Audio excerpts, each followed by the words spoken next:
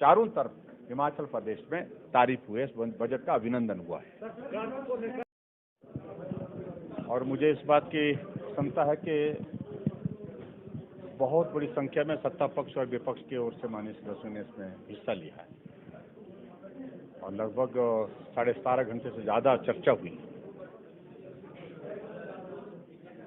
और आमतौर पर यह रहता है कि जब बजट प्रस्तुत करने के पश्चात जब चर्चा होती है और जब मुख्यमंत्री जवाब देते हैं तो उस जवाब को पूरा सुना जाता है।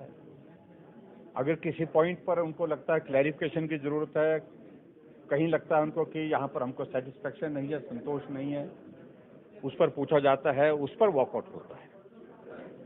लेकिन बजट की रिप्लाई में शुरू से अंत तक बोलते रहना, जब तक वो सदन के अंदर रहे तब तक लगातार बोलते रहना, हर बात पर बोलते रहना, इस बात को लेकर के बड़ा स्पष्ट दिखता है कि ना तो उनके पास तर्क था, ना तथ्य थे और इसलिए मुख्यमंत्री को बार बार बोलने से ऑब्स्ट्रक्ट किया जाए, रोका जाए, उनकी स्पीच को बाधित किया जाए, ऐसा प्रयास जो विपक्ष की ओर से किया गया ये दुर्भाग्यपूर्ण है। और मैं इतना जरूर कहना चाहता हूं, हर एक बात का जवाब हमारे पास था, हमने जो आवश्यक लगा वो जवाब दिए भी और जो उपस्थिति में दे पाए वो उनको सुना भी पाए।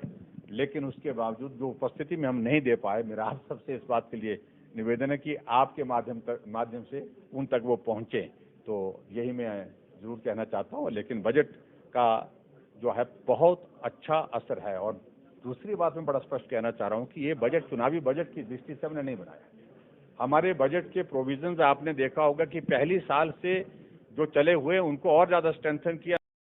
As on today 62,300 crore rupees का जो है वो लोन हिमाचल के ऊपर है। वो कहें 80,000 करोड़ का, क्या हमको उसको स्वीकार करने के लिए तैयार होंगे? क्यों होंगे? इसलिए नहीं होंगे क्योंकि तथ्य नहीं है, ये सच्चाई नहीं है। वो कह रहे हैं 7,000 करोड़ रुपए का ऋण आप लेंगे। हमने कहा कि 7,000 करोड़ रुपए के ऋण के लिए तुम क्यों चिंतित है? सरकार हमारी है, हमने कितना लेना हम तय करेंगे, तुम कौन से तय करने वाले? FRBM की अगर बात कह रहे हैं, इस लिमिट को बढ़ाने के लिए जब केंद्र सरकार ने, RBI ने स्वीकृति दी है और उसके बाद हम इसको जो है वो इसका कितना हम उपयोग करना चाहेंगे आने वाले समय में हम देखेंगे। लेकिन एज ऑन टुडे हमने जो लोन लिया है वो वस्तुस्थिति उनके सामने रखी हमने। और दूसरी बात ये भी मैं कहना चाहता हूं, हमने लोन जो है, जो हमारी ऑथराइज्ड लिमिट थी उससे कम लिया है। 5,300 करोड़ रुपीस का हमने कम लोन लिया है एज कंपेयर टू जब कांग्रेस की सरकार थी। जो लिमिट थी उस लिमिट को एग्जॉस्ट किया, जितना मिलता था मजे लो ऋण लो और आनंद करो, इस तरह की उनकी सरकार चलाने की एक नीति थी। तो इसलिए बहुत अंतर है हमारे सरकार के संचालन में।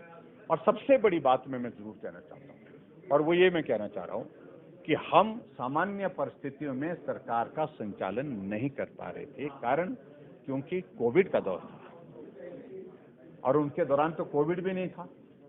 तो उनने इतना सारा लोन जो है, जो लिमिट उनकी थी, ऑथराइज लिमिट थी, उसको एग्जॉस्ट करने की जरूरत क्यों पड़ी?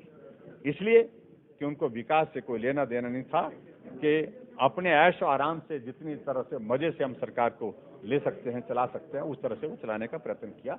इस बात को समझना उनको चाहिए। बता दिया हमने, छत्तीसगढ़ में हमने, राजस्थान का बता दिया और एडजॉइनिंग स्टेट हमारी बीजेपी गवर्नमेंट हरियाणा का भी हमने बताया।